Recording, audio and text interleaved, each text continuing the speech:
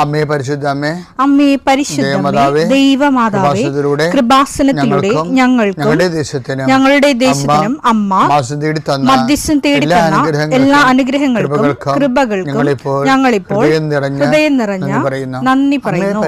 അമ്മേ പരിശുദ്ധമ്മേ ദൈവമാതാവേ, 2004 ഡിസംബർ 7 ഉച്ചകഴിഞ്ഞ് 2:30 കൃപാസനത്തിൽ സംഭവിച്ച അമ്മയുടെ പ്രത്യക്ഷപ്പെടലിനെ കുറിച്ച് തിരുസഭയ്ക്ക് സമർപ്പിച്ചിരിക്കുന്ന പഠനരേഖകളുടെ മേൽ സഭാത്മകമായ പഠനം ആരംഭിക്കുവാൻ ഞങ്ങൾ പ്രാർത്ഥിക്കുന്നു. അമ്മേ പരിശുദ്ധമേ, ഭൂസ്വർലോകങ്ങളുടെ രാജ്ഞിയായ അങ്ങേയ്ക്ക് ഭൗമസംരക്ഷണത്തിനായി പ്രപഞ്ചപ്രകൃതിയെ തന്നെ തിരുസഭ പ്രതിഷ്ഠിക്കുവാൻ ഈ പ്രത്യക്ഷീകരണം വഴി ഇടയാക്കണമേ. പരിശുദ്ധമേ, ജപമാല മാതാവേ, സകല കൃപാസനം പ്രാർത്ഥനയോടും ചേർത്ത് ഞങ്ങളിപ്പോൾ പ്രാർത്ഥിക്കുന്ന ഈ കുടുംബത്തിന്റെ പ്രത്യേക നിയോഗം പറ മക്കളെ.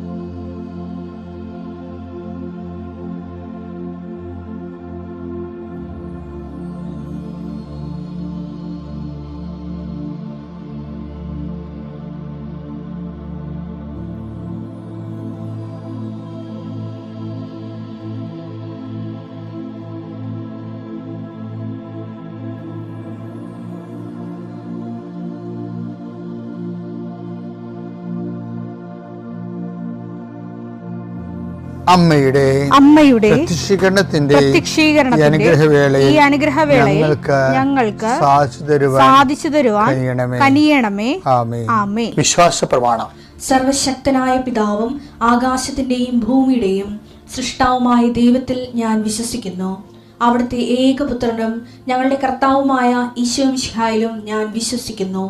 ഈ പുത്രൻ പരിശുദ്ധാത്മാവിനാൽ ഗർഭസ്ഥനായി കന്യകാമറിയത്തിൽ നിന്ന് പിറന്ന് പൊന്തിയോസ് പീലാത്തോസിന്റെ കാലത്ത് പീഡകൾ സഹിച്ച് കുരിശിൽ തറയ്ക്കപ്പെട്ട് മരിച്ച് അടക്കപ്പെട്ട് പാതാളങ്ങളിൽ ഇറങ്ങി മരിച്ചവരുടെ ഇടയിൽ നിന്ന് 3-ാം നാൾ ഉയർത്ത് സ്വർഗത്തിലേക്ക് എഴുന്നള്ളി സർവശക്തിയുള്ള പിതാവായ ദൈവത്തിന്റെ വലതുഭാഗത്തിരിക്കുന്നു.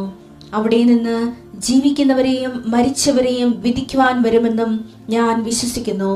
പരിശുദ്ധാത്മാവിലും ഞാൻ വിശ്വസിക്കുന്നു.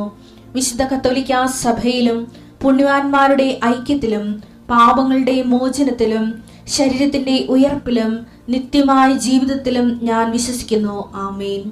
സ്വർഗ്ഗസ്ഥനായ ഞങ്ങളുടെ പിതാവേ, അങ്ങയുടെ നാമം പൂജിതമാകണമേ. അങ്ങയുടെ രാജ്യം വരണമേ. അങ്ങയുടെ തിരുമനസ് സ്വർഗത്തിലെ പോലെ ഭൂമിയിലും ആകണമേ. അന്നു വേണ്ടുന്ന ആഹാരം ഇന്ന് ഞങ്ങൾക്ക് തരണമേ. ഞങ്ങളോട് തെറ്റ് ചെയ്യുന്നവരോട് ഞങ്ങൾ ക്ഷമിക്കുന്നത് പോലെ ഞങ്ങളുടെ തെറ്റുകൾ ഞങ്ങളോടും ക്ഷമിക്കണമേ. ഞങ്ങളെ പ്രലോഭനത്തിൽ ഉൾപ്പെടുത്തരുതേ, തിന്മയിൽ ഞങ്ങൾ രക്ഷിക്കണമേ. ആമേൻ. നന്മ നിറഞ്ഞ മറിയമേ, സ്വസ്തി.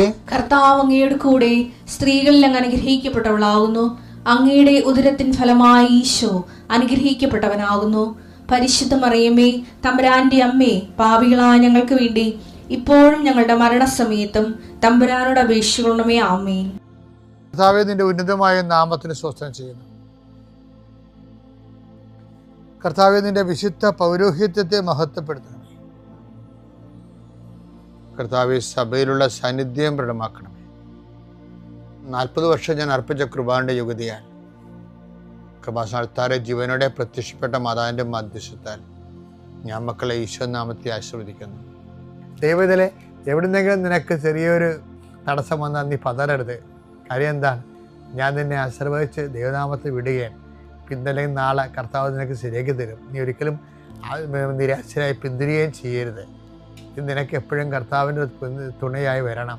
എൻ്റെ കർത്താവ് രോഗികളെ സംബന്ധിച്ച് പ്രാർത്ഥിക്കുന്നു. എൻ്റെ കർത്താവ് മുടി കൊഴിഞ്ഞു പോകുന്നവരുണ്ട്. വട്ടത്തി മുടി കൊഴിഞ്ഞു പോകുന്നവരെ കാണിക്കുന്നുണ്ട്. അവരെല്ലാം കർത്താവ് സ്പർശിക്കണം. അവരിത് മാത്രം മാനസിക സംഘർഷം അനുഭവിക്കുന്നു. Cancer 4th stage അനുഭവിക്കുന്നവരുണ്ട്. കരളുവേദനക്കാരുണ്ട്, ഉദരവേദനക്കാരുണ്ട്, കണ്ണിന് കാഴ്ച മങ്ങുന്നവരുണ്ട്, മൂക്കിൽ ദശ വളരുന്നവരുണ്ട്, PCOD രോഗികളും, പിസ്തുല രോഗികളും, RSS രോഗികളും, നടുവിന് വേദനയുള്ളവരും ഈശോയെ ഇടുപ്പലിന് വേദനയുള്ളവരുമുണ്ട്. അവരെ എല്ലാം നിൻ്റെ തിരുമുറുവാർന്ന വലതുകരത്താൽ സ്പർശിക്കണമെന്ന് പ്രാർത്ഥിക്കുന്നു. ഇന്നത്തെ യാത്രയ്ക്ക് വേണ്ടി വിവിധമായ ഒരുക്കിയിരിക്കുന്ന ലക്ഷ്യങ്ങൾ, കണ്ടുമുട്ടുന്ന വ്യക്തികൾ, സംസാരിക്കുന്ന സംഭാഷണങ്ങൾ, എഴുതുന്ന രേഖകൾ, ഒപ്പിടുന്ന ഡോക്യുമെൻറ്റുകൾ, പങ്കെടുക്കുന്ന ഇൻ്റർവ്യൂകൾ, സെൻഡ് ചെയ്യുന്ന മെസ്സേജുകൾ എല്ലാം കർത്താവിൻ്റെ കൃപയാൽ നിറയപ്പെടാനും നീ ഇന്ന് തിരികെ എത്തണ സമയത്ത് കർത്താവിൻ്റെ കൃപ നിന്നെ നിറഞ്ഞു നിന്നുകൊണ്ട് സന്തോഷം വന്ന് ഉറങ്ങുവാനും ഇന്നത്തെ ദിവസം മുൻനിർത്തി നീ കണ്ടുമുട്ടുന്ന ഓരോ നിമിഷങ്ങളെയും, നിൻ്റെ ഓരോ സമയങ്ങളെയും, സന്ദർഭങ്ങളെയും, എല്ലാം സംരംഭങ്ങളെയും പരിശുദ്ധമ്മ ദൈവമാതാവിൻ്റെ മധ്യസ്ഥത്തിൽ രാത്രിയും തിരിച്ചെത്തുന്നവരെ കർത്താവിൻ്റെ നാമത്തിൽ മാതാവിൻ്റെ മധ്യസ്ഥതയും ഞാൻ നിൻ്റെ ജീവിതത്തെയും നിൻ്റെ കുടുംബത്തെയും ഈശോ നാമത്തെ ആശീർവദിക്കുന്നു. കഴിഞ്ഞ ദിവസം ലക്ഷ്മി എന്ന് പറഞ്ഞൊരു മോള് വലിയൊരു സാക്ഷ്യം പറഞ്ഞു. സാക്ഷ്യം പറഞ്ഞല്ലേ, ഈ അക്രൈസ്തവരുടെ സാക്ഷ്യങ്ങളിലെ ഉണ്ടാകുന്ന വിഷയം, അവർ വളരെ പേഴ്സണലായിട്ടാണ് എനിക്ക് മനസ്സിലായത്. എങ്ങനെയാണ് ഭയങ്കര ഹൃദയം കൊണ്ടാണ് അവർ ഈ ദൈവവുമായിട്ട് ഇൻട്രാക്ട് ചെയ്യണത്. അപ്പോൾ ലക്ഷ്മി ഇവിടുന്ന് ചെന്നൈയിലെ പരീക്ഷ നേഴ്സാണ്. അപ്പം ഇവിടുന്ന് അവിടം വരെ റെയിൽവേ പ്രധാനപ്പെട്ട സ്ഥലങ്ങളിലെല്ലാം ഒപ്പിട്ട് വിശ്വാസപ്രമാണം ചെയ്യും. അപ്പോൾ അവരോട് പറഞ്ഞു കൊടുത്തേക്കാൻ എന്താണെന്ന് ഞാൻ പറഞ്ഞു കൊടുത്തിട്ടുണ്ട്. ഇങ്ങനെ പേഴ്സണലായിട്ടല്ല, പൊതുവായിട്ട് പബ്ലിക്കായിട്ട് എന്താ പറഞ്ഞു കൊടുത്തതെന്ന് വെച്ചാൽ ഈ വിശ്വാസ പ്രയോഗം എന്നും സംഭവമുണ്ട്. വിശ്വാസ പ്രഖ്യാപനമുണ്ട്. വിശ്വാസം നമുക്ക് പ്രാർത്ഥനയാക്കാം. വിശ്വാസം കൈമാറുമ്പോൾ അത് പ്രഖ്യാപനമാണ്. വിശ്വാസം പിന്നെ പ്രയോഗമുണ്ട്. നമ്മുടെ ഈ സ്ഥൈര്യമൊക്കെ പൂശി പ്രാർത്ഥിക്കുന്നത് അത് വിശ്വാസ പ്രയോഗമാണ്. അപ്പോൾ അങ്ങനെ നമ്മുടെ മെരിറ്റ് പോകുമ്പോഴാണ്, നമ്മുടെ കയ്യിൽ നിന്ന് നമ്മുടെ ജീവിതം പോകുമ്പോഴാണ് not by merit but by grace എന്നുള്ള ഫോർമുല വർക്കൗട്ട് ചെയ്യണത്. എന്താണ്? നമ്മുടെ കഴിവ് കൊണ്ടല്ല, ദൈവത്തിൻ്റെ കൃപ കൊണ്ട്. ദൈവത്തിൻ്റെ കൃപ കൊണ്ടാണെങ്കിൽ തീർച്ചയായിട്ടും അത് വിശ്വാസ പ്രഖ്യാപനത്തിലൂടെയും വിശ്വാസ പ്രയോഗത്തിലൂടെയുമാണ് ആ കൃപ നമ്മൾ ആർജിക്കുന്നത്. അതാണ് ഉടമ്പടിയുടെ ഒരു പ്രിൻസിപ്പിൾ എന്ന് പറയുന്നത്. ഇപ്പോൾ ഇവിടെ എന്ന് വെച്ച് കഴിഞ്ഞാൽ ഉടമ്പടി തൈലമൊക്കെ നെഞ്ചത്ത് പല വിശ്വാസപ്രമാണം ചൊല്ലി പല കുറിച്ചിട്ടൊക്കെയാണ് പരീക്ഷ എഴുതുന്നത്.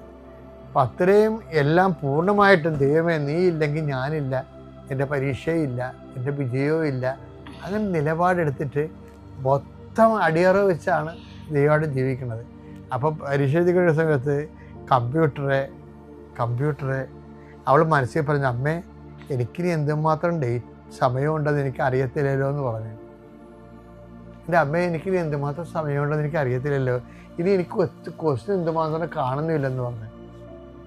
അപ്പോൾ അത് വലിയ കൺഫ്യൂഷനാണേ. സമയം പരീക്ഷ എഴുതി കൊടുക്കുന്ന സമയത്ത് എന്തുമാത്രം സമയമുണ്ടെന്ന് അറിഞ്ഞില്ലെങ്കിൽ ചിലപ്പോൾ 10-50 ക്വസ്റ്റ്യൻ ബാലൻസ് ആകുമ്പോൾ നമ്മൾ സമയം തീർന്നു പോകും.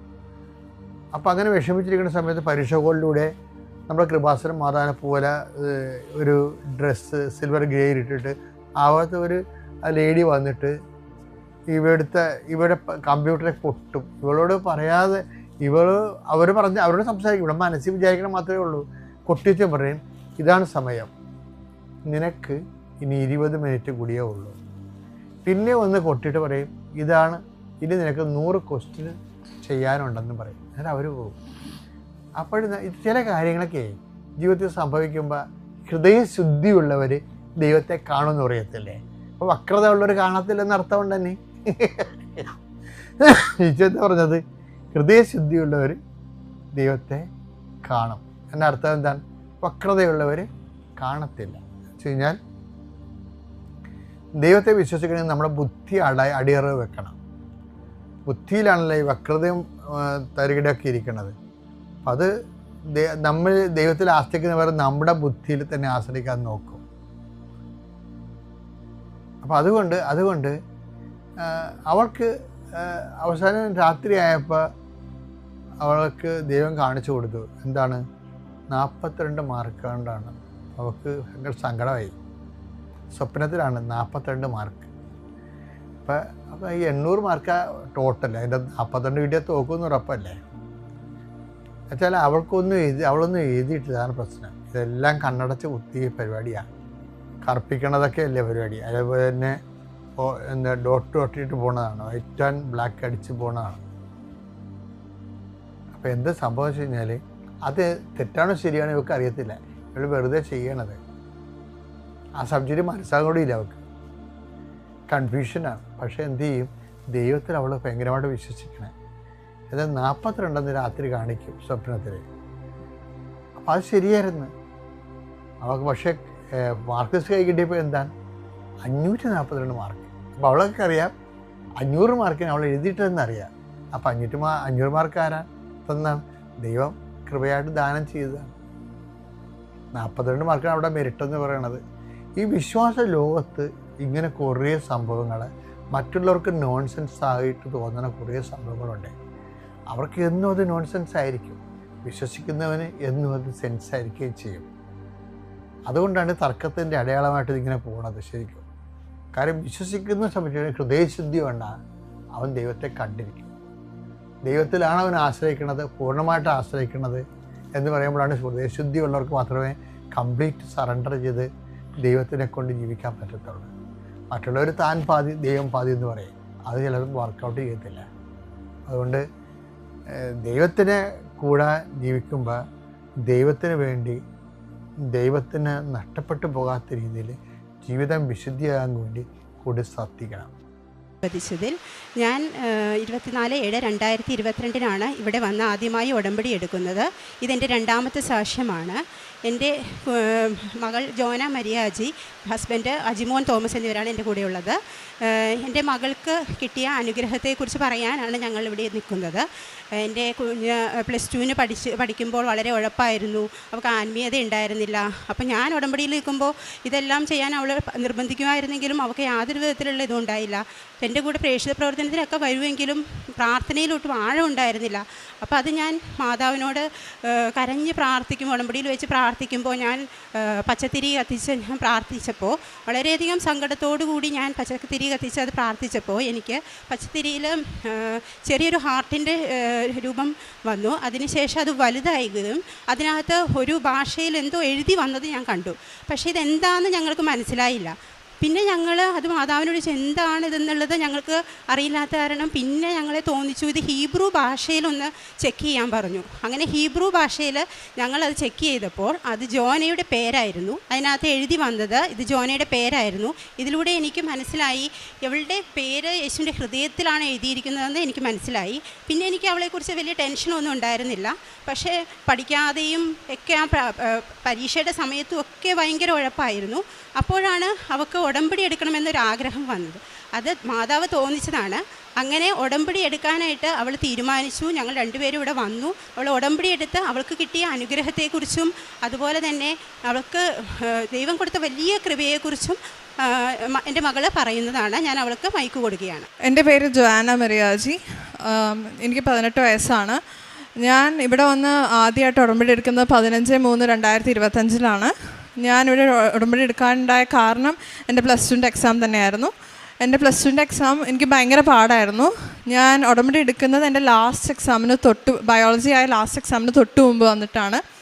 ഞാൻ ഉടമ്പടി എടുത്തു. ഞാൻ കാശുരൂപവും ഉപ്പും തേനും വെച്ച് പ്രാർത്ഥിച്ച് ഞാൻ എല്ലാ എക്സാംസിനും അങ്ങനെയാണ് ഞാൻ ചെയ്തത്. ലാസ്റ്റ് ബയോളജി എക്സാം ശരിക്കും മാതാവ് എനിക്ക് പറഞ്ഞു തന്നാണ് ഞാൻ എഴുതിയത്. കാരണം എന്താണെന്ന് വെച്ചാൽ ലാസ്റ്റ് എക്സാമിന് തൊട്ട് രാവിലെ മുമ്പ് ഞാൻ ഈ പോർഷൻസ് എല്ലാം റിവൈസ് ചെയ്യുമ്പോൾ എല്ലാം എനിക്ക് ബ്ലാങ്കാണ്. എന്ത് ക്വസ്റ്റ്യൻ വന്നാലും എനിക്കൊന്നും ചെയ്യാൻ പറ്റാത്തൊരവസ്ഥയിലാണ് നിന്നത്. അങ്ങനെ ഞാൻ പോയി എക്സാം എഴുതി. ആ എക്സാമിന് എനിക്ക് 94ഉം ബാക്കി എല്ലാ എക്സാംസിനും ഞാൻ ആഗ്രഹിച്ചതിനേക്കാൾ കൂടുതൽ മാർക്കാണ് എനിക്ക് തന്നത്. അതിന് മാതാവിനും തിരുക്കുമാരനും 1000 നന്ദി പറയുന്നു.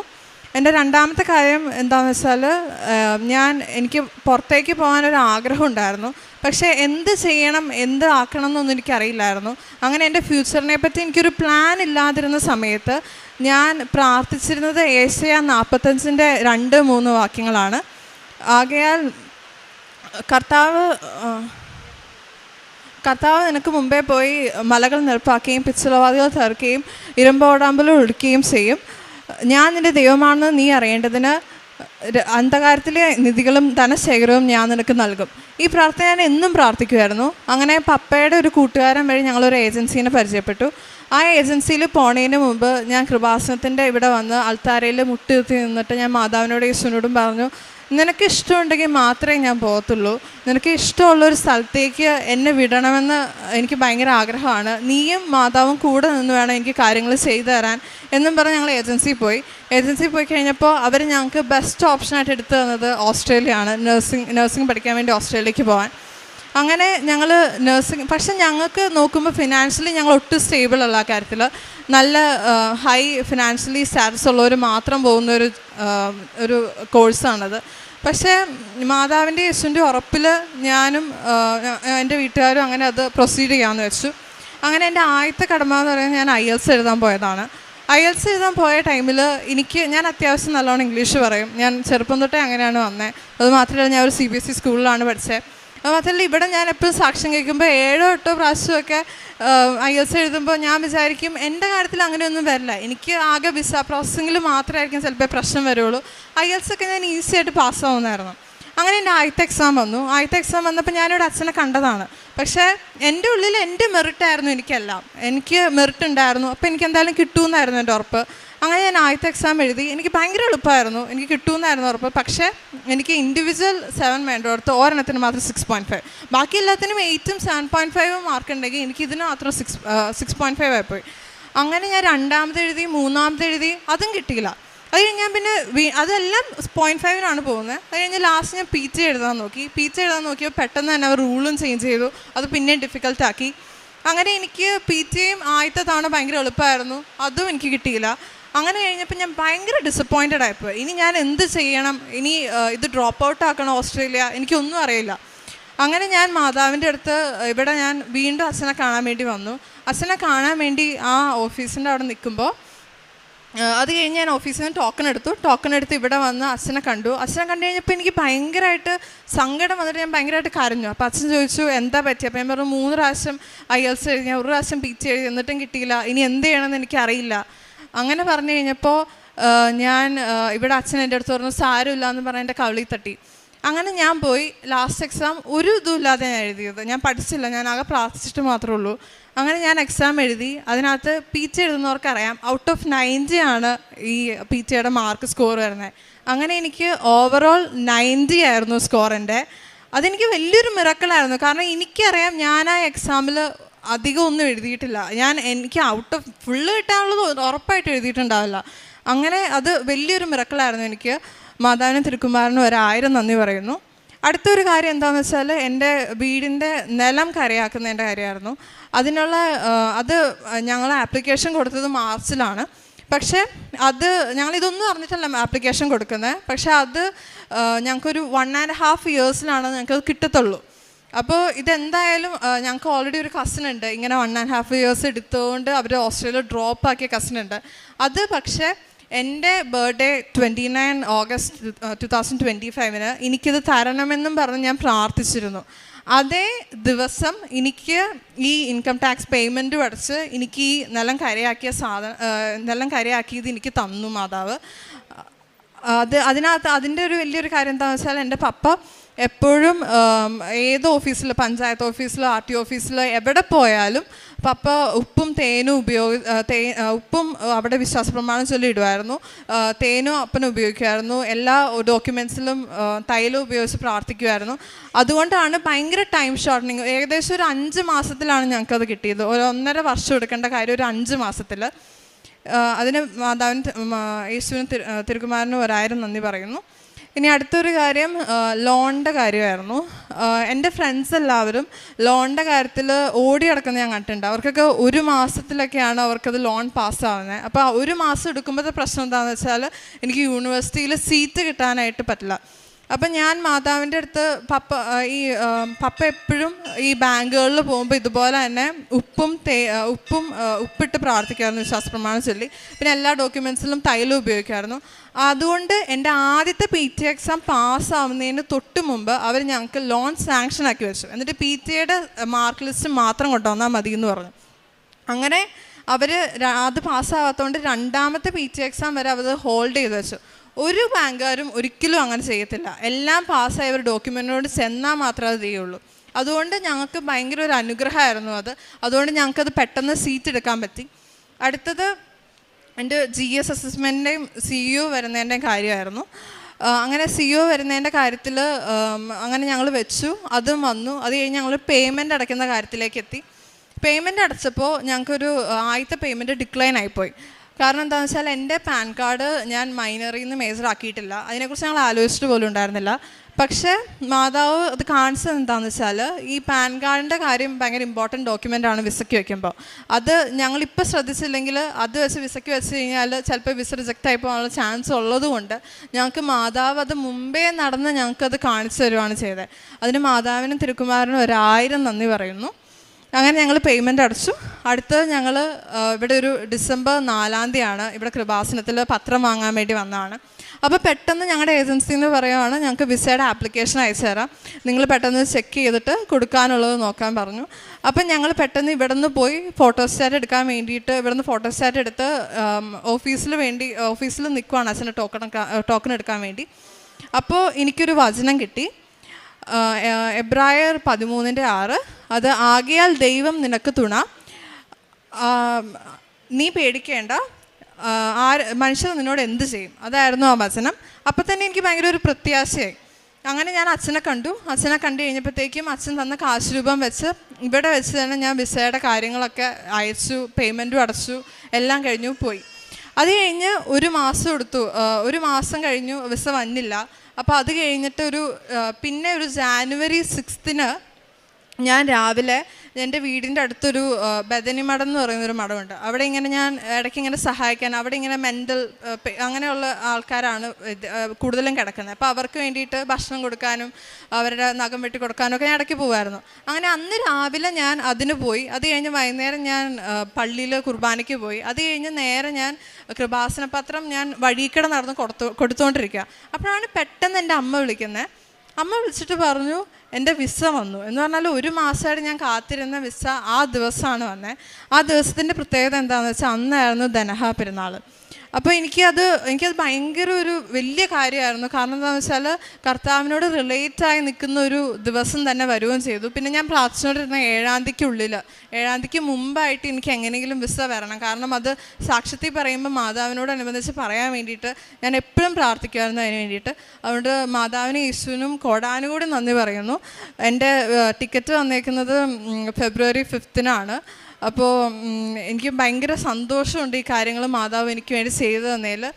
മാതാവിനും തിരുക്കുമാരനും കോടാനുകൂടി നന്ദി പറയുന്നു. പിന്നെ എനിക്ക് വലിയ 2 കാര്യം പറയാനുള്ളത്, ഒരു ദിവസം ഞാൻ ബസ്സിൽ യാത്ര ചെയ്തുകൊണ്ടിരുന്ന ടൈമിൽ എൻ്റെ അടുത്ത് ഈ മാതാവിൻ്റെ അതേ കളറുള്ള ഒരു കന്യാസ്ത്രീ എൻ്റെ അടുത്ത് വന്നിരുന്നു. അതിൻ്റെ ബാഗും കയ്യിലുള്ള എല്ലാ സാധനവും അതേ കളറ്. അപ്പോൾ എനിക്ക് പെട്ടെന്ന് ഇങ്ങനെ ഞാൻ അതായിട്ട് കണക്ട് ചെയ്തപ്പോൾ ഇനി മാതാവാണോ എന്ന് എനിക്ക് തോന്നി. അപ്പോൾ എൻ്റെ അടുത്ത് വന്നിങ്ങനെ ഇരുന്ന് എൻ്റെ അടുത്ത് ഇങ്ങനെ കുറേ കാര്യങ്ങൾ ഇങ്ങനെ സംസാരിക്കേണ്ടത്. പക്ഷെ എനിക്ക് തിരിച്ചൊന്നും മിണ്ടാൻ പറ്റില്ല. കാരണം ഉള്ളിൽ എനിക്ക് അതിയായ സന്തോഷം ഇങ്ങനെ നിറഞ്ഞിട്ട് എനിക്കൊന്നും പറയാൻ പറ്റില്ല അങ്ങോട്ട്. അപ്പം ഞാനിങ്ങനെ എന്തായിരിക്കും ഇതെന്ന് പറഞ്ഞു കഴിഞ്ഞപ്പോഴത്തേക്കും ഞാൻ പുറത്ത് എനിക്കറിയാം മാതാവാണ് ഈ വന്നിരിക്കണേന്ന് എനിക്കറിയാം. പക്ഷേ എനിക്ക് എൻ്റെ ആഗ്രഹങ്ങളൊന്നും പറയാൻ സാധിക്കണില്ല. പക്ഷെ ഞാൻ ഉള്ളിൽ ഇങ്ങനെ പറഞ്ഞു എനിക്കിങ്ങനെ ആഗ്രഹങ്ങളുണ്ട്. അത് മാത്രമല്ല മാതാവ് ഇങ്ങനെ ആ ആഗ്രഹങ്ങൾ ഞാൻ ഉള്ളിൽ പറഞ്ഞു. അപ്പോൾ എൻ്റെ അടുത്തിരുന്ന് മാതാവ് ഇങ്ങനെ ചിരിച്ചു. അപ്പോൾ എനിക്ക് മനസ്സിലായി ഇത് മാതാവ് തന്നെയാണ് വന്നത് എൻ്റെ അടുത്ത്. എന്നിട്ട് മാതാവ് എനിക്ക് പോണതിന് മുമ്പ് ഉമ്മയൊക്കെ തന്ന് അങ്ങനെ ഭയങ്കര ഹാപ്പി ആയിരുന്നു ഞാൻ ആ സമയത്ത്. പിന്നെ രണ്ടാമത്തെ ഒരു കാര്യം എന്താണെന്ന് വെച്ചാൽ ഞാനൊരു സ്വപ്നം കണ്ടു. സ്വപ്നം കണ്ട എന്താണെന്ന് വെച്ചാൽ ഞാനിങ്ങനെ മുട്ടുകുത്തി നിൽക്കുവാണ് കർത്താവ് കുരിശിൽ കിടക്കുമ്പോൾ. അപ്പോൾ ഞാനിങ്ങനെ മുട്ടുകുത്തി നിൽക്കുമ്പോൾ കർത്താവിൻ്റെ കുരിശ് നേരെ ഇങ്ങനെ വീണ് കഴിഞ്ഞപ്പോൾ എനിക്ക് ഭയങ്കരമായിട്ട് ട്രംബ്ലിങ് ഫീൽ ചെയ്തു. അങ്ങനെ ഞാൻ ട്രംബ്ലിങ് ഇങ്ങനെ ഫീൽ ചെയ്ത് കഴിഞ്ഞപ്പോൾ ഞാൻ ഭയങ്കരമായിട്ട് ഇങ്ങനെ ഞാൻ നിലത്ത് കിടന്നിങ്ങനെ കരയുവാണ്. അങ്ങനെ കരഞ്ഞു കഴിഞ്ഞപ്പോൾ 2 മാലാഖമാർ എൻ്റെ അടുത്ത് വന്നു, എന്നെ ആശ്വസിപ്പിച്ചു. ഇത്രയായിരുന്നു എൻ്റെ സ്വപ്നം. അങ്ങനെ ആ സ്വപ്നം കണ്ടു. അത് കഴിഞ്ഞ് എനിക്ക് പെട്ടെന്ന് തന്നെ ഒരു ഫുഡ് പോയ്സൺ അടിച്ചു. ഞാൻ 2-3 വർഷത്തിനുള്ള ഒരിക്കലും ഞാൻ അഡ്മിറ്റ് ആയിട്ടില്ല ഹോസ്പിറ്റലിൽ. പക്ഷേ അമ്മയ്ക്കും വന്നു, എൻ്റെ അനിയത്തിക്കും വന്നു. അവർക്കൊക്കെ ഒരു 2-3 ദിവസത്തിനുള്ളിൽ മാറി. എനിക്കിത് ഒരാഴ്ചയായി, അത് മാറണില്ല. അങ്ങനെ മാറില്ല എന്ന് കണ്ടപ്പോൾ ഞാൻ ഓൾറെഡി കർത്താവായിട്ട് ഞാൻ അത്യാവശ്യം ടോക്ക് ചെയ്യുന്നൊരു പേഴ്സണാണ്. അപ്പോൾ ഞാൻ ചോദിച്ചു ഇതെന്താ, അപ്പോൾ ചിലപ്പോൾ എനിക്കത് പീഡാസഹനത്തിന് വേണ്ടിയിട്ട് കർത്താവ് തന്നതായിരിക്കും എന്ന് ഇങ്ങനെ തോന്നി. പിന്നെ ഞാൻ ചെയ്യുന്ന ആത്മീയമായിട്ടുള്ള കാര്യങ്ങൾ എന്ന് പറഞ്ഞാൽ എനിക്ക് കർത്താവിനോട് ഭയങ്കരമായിട്ട് സ്നേഹം തോന്നി തുടങ്ങി. ഞാൻ ആക്ച്വലി എൻ്റെ 10th വരെ ഞാൻ കർത്താവിനോട് ഭയങ്കര അടുത്ത് നിന്ന ഒരാളാണ്. 10th വന്നപ്പോൾ ഞാനിങ്ങനെ പറഞ്ഞു, എന്തോ ഒരു ചെറിയ ഇഷ്യൂ വന്നപ്പോൾ ഞാൻ ഇങ്ങനെ പറഞ്ഞു, നീ ഇത്രയും നാൾ എന്നെ കൈവെള്ളയിൽ കൊണ്ടു നടക്കുന്നല്ലേ പറഞ്ഞേ, എന്നിട്ട് നീ എന്നെ കൈവെള്ളയിലല്ലോ, ഇത്ര ഇഷ്യൂസ് എനിക്ക് വരുന്നുണ്ടല്ലോ എന്ന് ഞാനിങ്ങനെ ചോദിച്ചു. അതെൻ്റെ അഹങ്കാരം കൊണ്ട് ചോദിച്ചാണ്, അത് ഞാനിപ്പോൾ സോറി പറയുന്നു. അത് കഴിഞ്ഞ് പിന്നെ എനിക്ക് വരുന്ന പ്രശ്നങ്ങൾക്ക് കയ്യും കണക്കുമില്ല, എന്ത് വന്നാലും പ്രശ്നങ്ങളായിരുന്നു എനിക്ക്. അപ്പോഴാണ് എനിക്ക് മനസ്സിലായത് എന്തോരം കൈവെള്ളയിലാണ് എന്നെ അത്രയും നാൾ കൊണ്ടു നടന്നതെന്ന്. അത് കഴിഞ്ഞ് ആ ഒരു ഗ്യാപ്പ് വന്നേ പിന്നെ അതുവരെ ഞാൻ കർത്താവിനോട് ടോക്ക് ചെയ്യുമായിരുന്നു. പക്ഷേ ഈ ഉടമ്പടി എടുത്തേ പിന്നെയാണ് ഞാൻ പിന്നെ ആ ടോക്ക് എനിക്ക് പിന്നെ ഒന്ന് വന്നു തുടങ്ങിയത്. അതുകൊണ്ട് എന്ത് കാര്യം വന്നാലും എനിക്കിപ്പോൾ കർത്താവിനോട് ചോദിക്കാൻ പറ്റുന്നുണ്ട്. കർത്താവ് എന്നോട് ആൻസർ പറയുന്നത് ഭയങ്കര ഒരു ആ ഒരു റിലേഷൻ എന്ന് പറയുന്നത് ഭയങ്കര ഒരു ഇൻറ്റിമസി ഉണ്ട് കർത്താവിനോട്. പിന്നെ അത് മാത്രമല്ല, എനിക്ക് വേറൊരു കാര്യം എനിക്ക് ഉടമ്പടിക്കടെ കിട്ടി ഇതിനേക്കാളും വലിയൊരു കാര്യം എന്ന് പറഞ്ഞാൽ, ഞാൻ നേരത്തെയൊക്കെ നിത്യജീവനെക്കുറിച്ച് ആലോചിച്ചുകൊണ്ടിരുന്നത് നമുക്കൊക്കെ സുഖമുള്ള ഒരു സ്ഥലമാണത്. നമ്മൾ ചെന്ന് കഴിഞ്ഞാൽ നമുക്ക് സുഖത്തോടെ ജീവിക്കാൻ പറ്റുന്ന ഒരു സ്ഥലമാണ്. പക്ഷേ ഞാൻ കർത്താവിനോട് അടുത്ത് കഴിഞ്ഞപ്പോൾ എനിക്ക് കർത്താവിനോട് ഇത്രയും സ്നേഹം വന്നപ്പോൾ എനിക്ക് എൻ്റെ കർത്താവിനെ കാണണം എന്നുള്ളൊരു രീതിയിലേക്ക് എൻ്റെ നിത്യജീവൻ കൺവേർട്ടായി. എനിക്ക് എങ്ങനെയെങ്കിലും കർത്താവിനെ കാണണം, അതായിരുന്നു എൻ്റെ നിത്യജീവൻ. ഇപ്പോഴും എനിക്ക് അതാണ് എൻ്റെ നിത്യജീവൻ. അതാണ് എൻ്റെ ഉടമ്പടിയിൽ നിന്ന് എനിക്ക് കിട്ടിയ ഏറ്റവും വലിയ കാര്യം. അങ്ങനെയൊക്കെ. പിന്നെ ഞാൻ എൻ്റെ പ്രേക്ഷിത പ്രവർത്തനം എന്ന് പറഞ്ഞാൽ ഞാൻ പൊതിച്ചോറ് കൊടുക്കാനായിട്ട് പോകും. പിന്നെ ഹോസ്പിറ്റലിൽ രോഗികളെ കാണാനും അവർക്ക് പൈസ കൊടുക്കാൻ അമ്മയുടെ കൂടെ പോകാറുണ്ട്. പിന്നെ പത്രം എന്ന് പറഞ്ഞാൽ ഞങ്ങളൊരു 20 ബണ്ടിൽ എല്ലാ മാസവും വാങ്ങും. പിന്നെ ഈ ഡിസംബറിലൊക്കെ 30 ബണ്ടിലാക്കി. അങ്ങനെയായിരുന്നു എൻ്റെ കാരുണ്യ പ്രവർത്തനങ്ങളും പ്രേക്ഷിത പ്രവർത്തനങ്ങളും. അങ്ങനെ ഇത്രയും ചെയ്തു തന്ന മാതാവിനും തിരുക്കുമാരനും 1000 നന്ദി പറയുന്നു. സാധാരണ ഇതിന് ലോൺ വെക്കുമ്പോൾ വെറ്റ് ഏരിയ ശരിക്ക് ലോണിന് എടുക്കില്ലാത്തതാണ്. സാധാരണ ഇതിന് കരഭൂമിയാണെങ്കിൽ മാത്രമേ ഇതാവുള്ളൂ. ഇത് ഇപ്പോഴത്തെ നിലയിൽ ശരിക്കും ഗവൺമെൻറ് ഇത് മാറ്റിത്തരുന്നെങ്കിൽ മിനിമം 1 വർഷമെങ്കിലും എടുക്കും. അപ്പം ഇതിൻ്റെ പ്രയോറിറ്റി കിട്ടാനായിട്ട് എല്ലാ ഓഫീസുകളിലും പ്രയോറിറ്റി കിട്ടാനായിട്ട് ഈ ഉപ്പിട്ട് പ്രാർത്ഥിച്ച വഴി മാതാവ് തിരുക്കുമാരനും ടൈം ഷോർട്ടിങ് ചെയ്തു തന്നുണ്ട്. ഇങ്ങനെ ചെയ്തു തന്ന മാതാവിനും തിരുക്കുമാരനും 1000 നന്ദി പറയുന്നു. ആത്മീയമായി ഞാൻ വളരെ ദൈവത്തോടും മാതാവിനോടും വളരെ അറ്റാച്ച്മെൻ്റായിട്ട് നിൽക്കുവാനുള്ള ഒരു കൃപ എനിക്ക് തന്നു. എന്നെ ആ ദൈവസ്നേഹത്തിൽ നിന്ന് ഒരിക്കലും തള്ളിക്കളയരുതേ എന്നാണ് എൻ്റെ പ്രാർത്ഥന. മാത്രമല്ല, ഞാൻ ഇവർക്ക് വേണ്ടി ഒരു അടയാളം ഞാൻ ചോദിച്ചു. ഓസ്ട്രേലിയയിലേക്ക് പോകുന്നത് ഞങ്ങൾ പ്രോസസ്സ് ചെയ്യുന്നുണ്ട്, മാതാവ് എന്താണ് ഞങ്ങൾക്കൊരു അടയാളം തരുമോ എന്ന് ചോദിച്ചു. അപ്പോൾ എൻ്റെ പച്ചത്തിരിയിൽ ഓസ്ട്രേലിയയിൽ ഇവിടെ പോകുന്ന കാൻബറ എന്ന് പറഞ്ഞ ആ സ്ഥലത്തിൻ്റെ മാപ്പ് തിരിയിൽ കാണിച്ചു തന്നു. അപ്പോൾ അത് അങ്ങനെ ഞങ്ങൾക്ക് അത് കൃത്യമായിട്ട് മനസ്സിലായി. അത് യേശുവും അത് ഏറ്റെടുത്തിട്ടുണ്ട്. നിങ്ങൾ ഒന്നുകൊണ്ടും പേടിക്കണ്ട എന്നുള്ളത് അതിൽ നിന്ന് മനസ്സിലായി. ഞങ്ങൾ പൊതിച്ചോറ് സാധാരണ രീതിയിൽ വാങ്ങിച്ചു കൊടുക്കുകയാണ് ചെയ്യാറ്. പക്ഷേ ഞങ്ങൾക്ക് മനസ്സിലായി ഞങ്ങളത് വീട്ടിലുണ്ടാക്കി കൊടുക്കണം. അങ്ങനെ ഞങ്ങൾ പൊതിച്ചോറ് കെട്ടി ഞങ്ങൾ സ്കൂട്ടറിൽ പോയി നമ്മൾ എങ്ങനെ നടക്കണം, എവിടെ കൊടുക്കണം, എത്ര പൊതി കൊടുക്കണം, അത് മാതാവ് ഞങ്ങൾക്ക് പറഞ്ഞു തരും. അപ്പോൾ ആ രീതിയിൽ ചെന്നിട്ട് നമ്മൾ ആ സ്ഥലത്ത് പോയി കൊടുക്കുമ്പോൾ അവിടെ ആളുണ്ടാവും, നമ്മളെ കാത്തിരിക്കുന്നുണ്ടാവും അത് വാങ്ങിക്കാനായിട്ട്. അതുപോലെ തന്നെ വളരെയധികം അനുഗ്രഹങ്ങൾ ഞങ്ങൾക്ക് തന്നിട്ടുണ്ട് എല്ലാത്തിനും. ഞാനിപ്പോൾ 12ാമത്തെ ഉടമ്പടി പുതുക്കി 3.5 വർഷമായിട്ട് ഉടമ്പടിയിൽ നിൽക്കുന്നതാണ്. ഇത്രയധികം അനുഗ്രഹങ്ങൾ തന്ന മാതാവിനും ഈശോയ്ക്കും ഒരു കോടി നന്ദി പറഞ്ഞ് അമ്മ ദൈവമാതാവിന് ഈശോയിൽ നിന്ന് മധ്യസ്ഥതയുടെ തന്നതിൽ 1000 നന്ദി പറയുന്നു. എൻ്റെ പേര് റിനി റോസ്. ഞാൻ എറണാകുളത്തു നിന്നാണ് വരുന്നത്. ഞാനൊരു ഫാം ഡി ഗ്രാജുവേറ്റാണ്. എൻ്റെ ഫാം ഡി 6th ഇയർ ആയപ്പോഴേക്കും എനിക്ക് അയർലൻഡിൽ മാസ്റ്റേഴ്സ് എടുക്കാനായിട്ടൊരു പ്ലാൻ ഉണ്ടായിരുന്നു. ഫൈനൽ ഇയർ ആയപ്പോഴേക്കും ഞങ്ങൾ ഏജൻസിയായിട്ട് അവരെ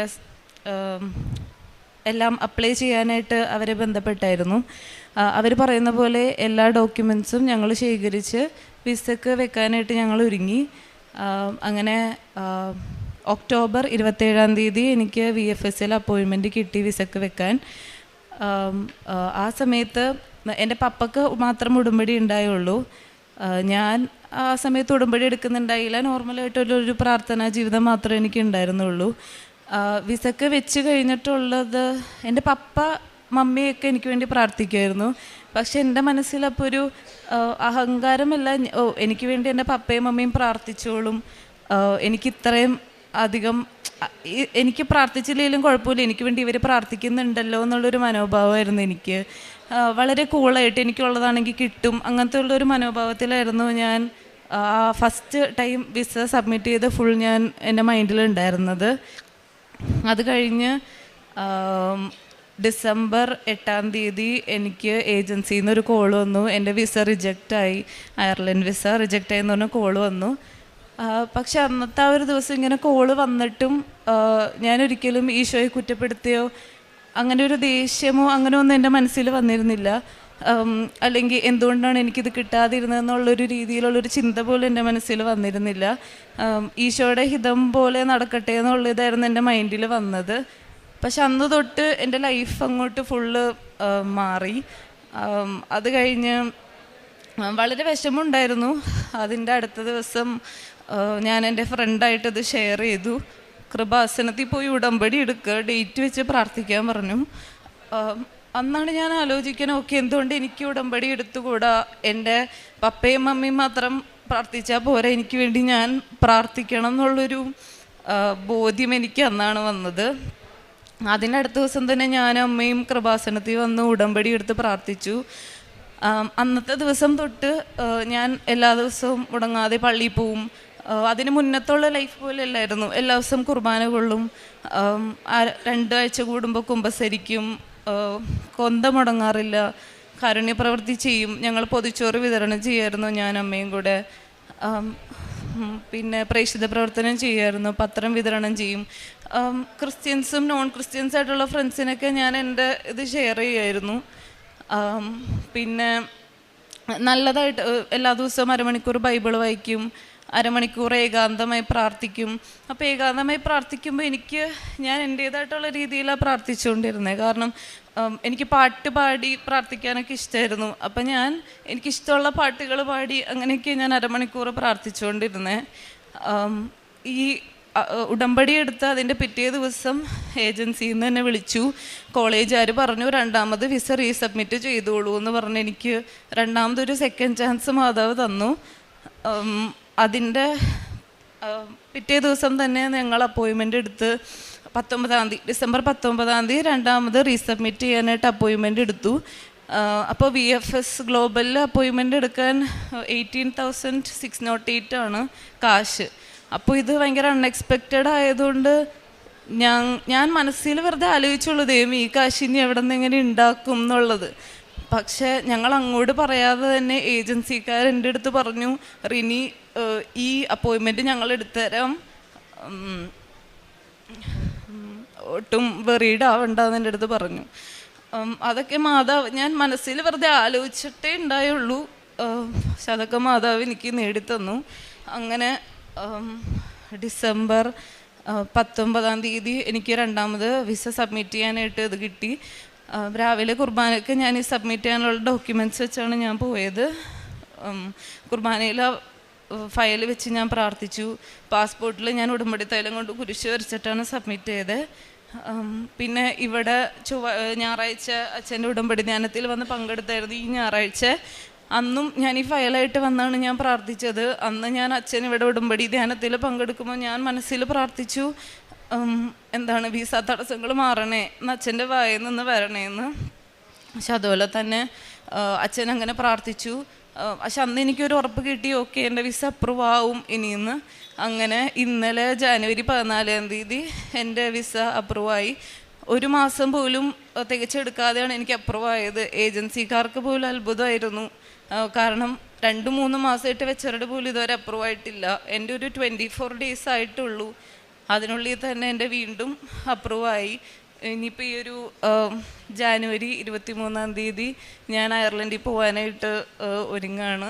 കാരുണ്യ പ്രവർത്തനമായിട്ട് ഞാനും എൻ്റെ മമ്മിയും പൊതിച്ചോറുകൾ വിതരണം ചെയ്തിരുന്നു.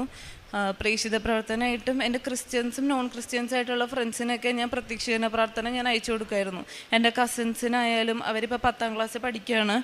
അപ്പോൾ ഞാൻ പ്രത്യക്ഷീകരണ പ്രാർത്ഥന ഒരു പേപ്പറിൽ എഴുതി അവൻ്റെ അടുത്ത് പറയും എല്ലാ ദിവസവും നീ ഇത് വെച്ച് പ്രാർത്ഥിക്കണം എന്നൊക്കെ പറഞ്ഞ് ഞാൻ കൊടുക്കുമായിരുന്നു. എൻ്റെ ഫ്രണ്ട്സിൻ്റെ അടുത്ത് എനിക്കുണ്ടായ അത്ഭുതങ്ങളെല്ലാം ഞാൻ ഷെയർ ചെയ്ത് പ്രാർത്ഥിക്കുമായിരുന്നു. ഈ ഉടമ്പടി എടുത്തതിന് ശേഷം ലൈഫിൽ നല്ലൊരു മാറ്റമാണ് വന്നേക്കുന്നത്. ഇങ്ങനെ തന്നെയാണ് എനിക്ക് ഇനിയും അങ്ങോട്ടേക്ക് ലീഡ് ചെയ്യേണ്ടതെന്നാണ് എൻ്റെ മൈൻഡിൽ പറയണേ. കാരണം ഇതാണ് ഒരു ideal way of living.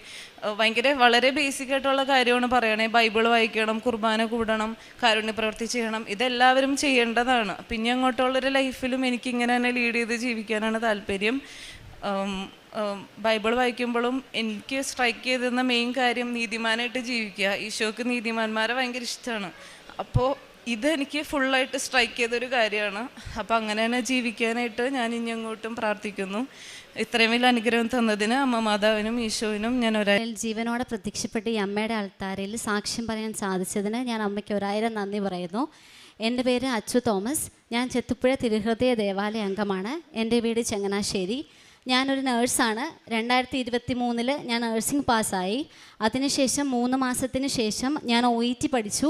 OET ലഭിച്ചു. എനിക്ക് അയർലൻഡ് സ്കോറാണ് ലഭിച്ചത്. സ്കോർ ലഭിച്ചതിന് ശേഷം ഞാൻ ഉടനെ തന്നെ പല ഏജൻസികളിൽ അപ്ലൈ ചെയ്തു. പക്ഷേ ഒരു ഇൻ്റർവ്യൂ പോലും എനിക്ക് വന്നില്ല. വന്ന ഇൻ്റർവ്യൂ 2 എണ്ണം വന്നു. ഞാനത് അറ്റൻഡ് ചെയ്തു. പക്ഷേ എല്ലാവരും എന്നോട് പറയും നിനക്ക് ഒരുപാട് കഴിവുണ്ട്, നിനക്ക് മറ്റുള്ളവർ എന്ത് ചോദിച്ചാലും പഠിച്ചില്ലെങ്കിലും നിനക്ക് പറയാൻ പറ്റും. അങ്ങനെ എൻ്റെ സ്വന്തം കഴിവിൽ ഒത്തിരി അഹങ്കരിച്ച് നടന്ന ഒരാളാണ് ഞാൻ. അങ്ങനെ 2 ഇൻ്റർവ്യൂ വന്നു. 2 ഇൻ്റർവ്യൂ ഞാൻ അറ്റൻഡ് ചെയ്തു. പക്ഷേ 2 ഇൻ്റർവ്യൂവിൽ ഞാൻ ഫെയിലായി.